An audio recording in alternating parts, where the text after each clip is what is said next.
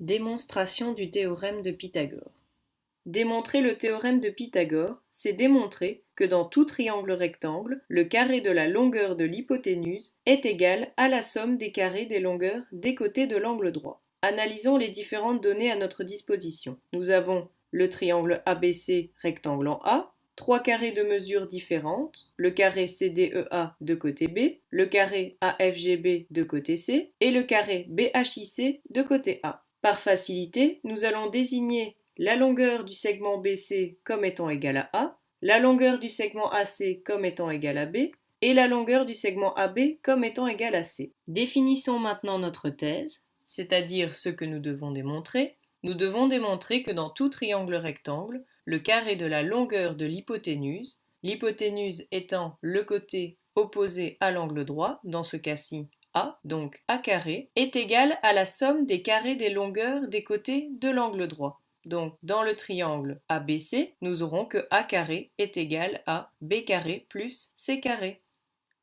Passons maintenant à la démonstration. Pour démontrer Pythagore, nous allons nous aider des deux figures représentées ci-dessous qui ont été réalisées à l'aide des carrés que nous avons définis dans les données et de 8 triangles rectangles identiques au triangle ABC.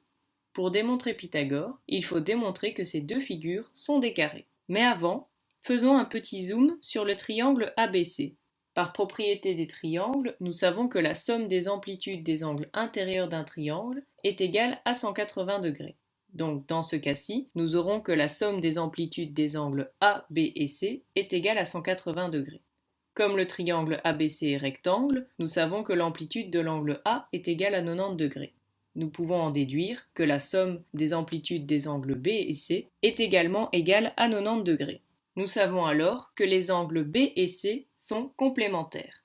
Étant donné que tous les triangles qui composent les deux figures sont identiques au triangle ABC, nous pouvons alors définir par un code couleur, pour l'ensemble de ces deux figures, qu'un angle bleu et un angle rose sont des angles complémentaires, c'est-à-dire des angles dont la somme des amplitudes est égale à 90 degrés.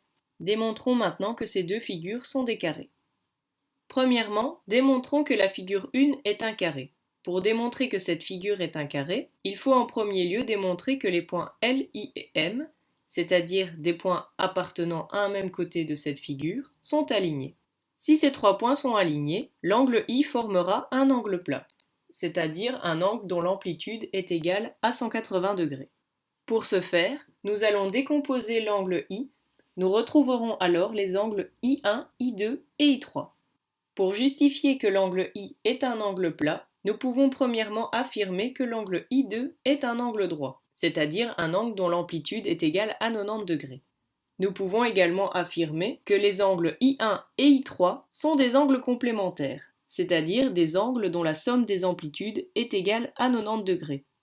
À l'aide de ces deux informations, nous pouvons donc déduire que la somme des amplitudes des angles I1, I2 et I3 est égale à 180 degrés, donc que l'angle I est un angle plat. Cette méthode fonctionnera pour chaque combinaison de points appartenant à un même côté. Nous pouvons alors affirmer que cette figure possède bien 4 côtés de même longueur, B plus C, et étant donné que les angles intérieurs de cette figure sont les angles droits des triangles rectangles qui composent la figure, nous savons que la figure possède également 4 angles droits. Nous venons de démontrer que la figure 1 est un carré.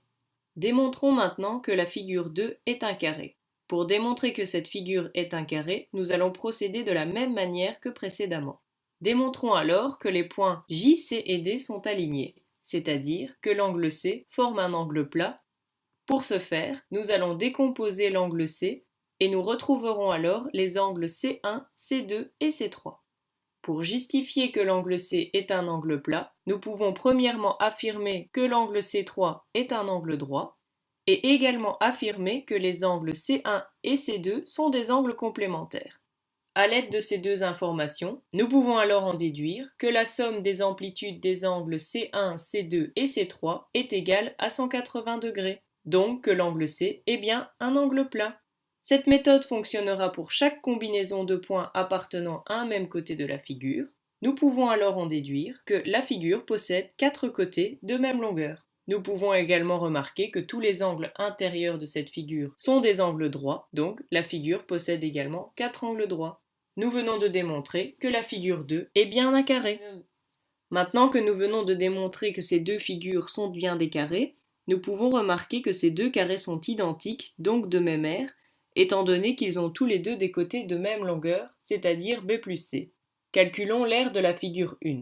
L'aire de la figure 1 est égale à a carré, l'aire du carré de côté A, plus 4 fois BC sur 2, donc 4 fois l'aire du triangle ABC. Calculons l'aire de la figure 2. L'aire de la figure 2 est égale à b carré, l'aire du carré de côté B, plus c carré, l'aire du carré de côté C, plus 4 fois l'aire du triangle ABC. Étant donné que nous savons que ces deux carrés sont de même aire, nous pouvons égaliser l'aire de ces deux carrés. Afin de simplifier cette égalité, supprimons alors 4 fois BC sur 2 de chaque membre de l'égalité. Nous retombons alors sur la formule a carré égale b carré plus c carré. Nous venons de démontrer le théorème de Pythagore.